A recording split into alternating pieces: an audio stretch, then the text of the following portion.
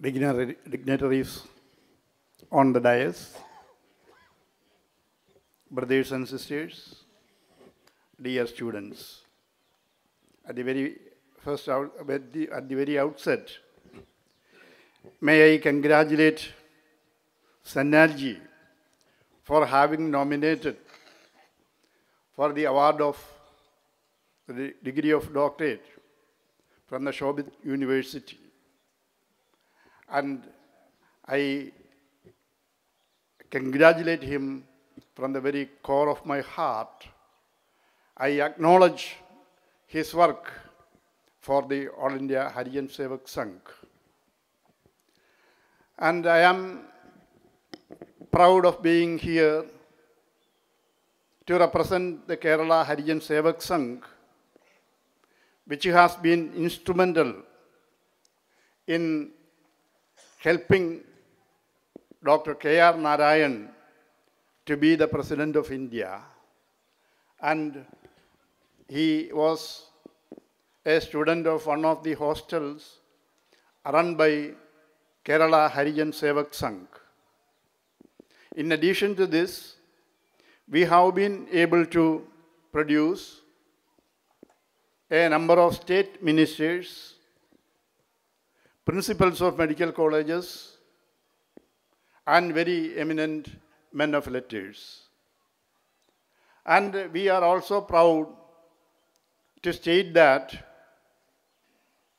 the untouchables, the so-called untouchables in Kerala,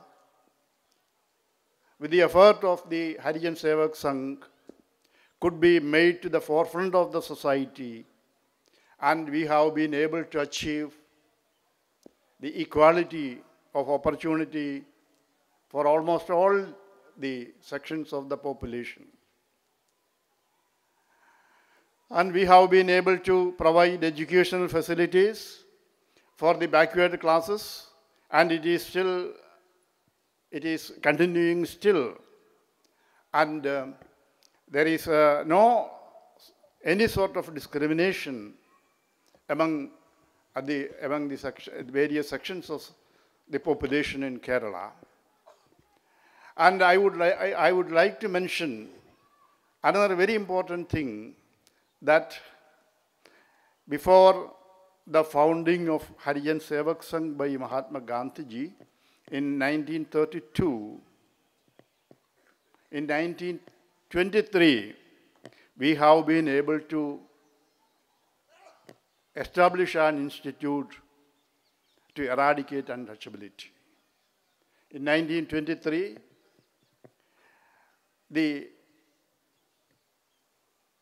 founder of the institution, and he was an Orthodox learned Brahmin, a Brahmin who was an MA LLB in 1920, and he could initiate an institution in which students from various castes and religions lived together for their education. And that institution is known as Gandhi Ashram, one of the pioneering institutions in India to provide education in the same roof for all people belonging to all religions and castes. And the founder was later known as Untouchable, Krishnaswamy, the Untouchable Brahmin. And he was the martyr of Salt March, and he died in 1934. And this ashram is the only place visited by Gandhi 3 times in South India. And we have been trying to renovate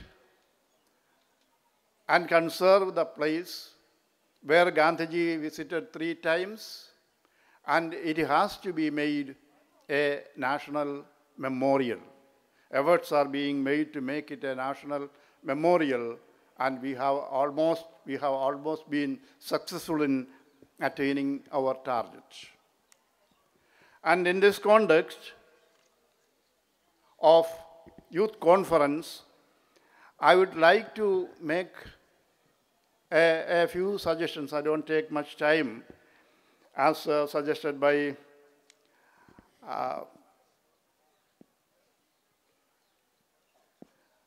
the suggestion is, I think we are not happy with the state of affairs prevalent in India, especially in the field of education, in the field of socio-political situations, in the field of economics, in the field of providing opportunities for all alike. So what I mention is that Gandhiji has made alternatives in each and every field of human activity. And there is no area of human life, human activity untouched by Gandhi.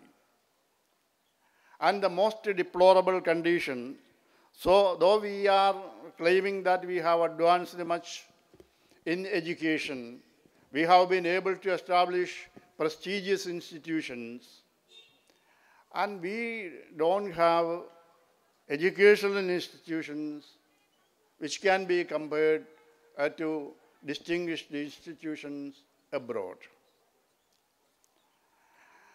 And I don't think that it is a sort of backwardness, but we have to make institutions as envisioned by Gandhiji. Education has to be restructured, reconstituted as envisioned by Gandhiji. And we have gone far away from the vision of Gandhi in the area of education. And though we have been able to eradicate untouchability to a certain extent, this discrimination, this disparity is visible in different areas of human life, especially in the social life. We have to change it. And we have to seek the Gandhian alternative to restructure our educational scenario. Another thing, we have totally forgotten J.C. Kumarappa, who had interpreted Gandhian economic system. Gandhiji had a complete idea of what India should be after independence. Unfortunately, we have been following the economic system, the system of development that has been in the West. Soon after independence, we have been following 5-year plans after the model of Russian economic development. We have totally ignored J.C. Kumarappa. So there should be a going back to the system of economics, the system of development, as envisioned by Gandhi and J.C. Kumarappa. And he has to be brought to the national limelight, and there should be sufficient efforts to learn more about the system envisioned by Kumarappa. And these are the two suggestions I have to make. And I express my thanks for all those who have been instrumental in giving me an opportunity to meet you all, to speak a few words on this occasion. Thank you.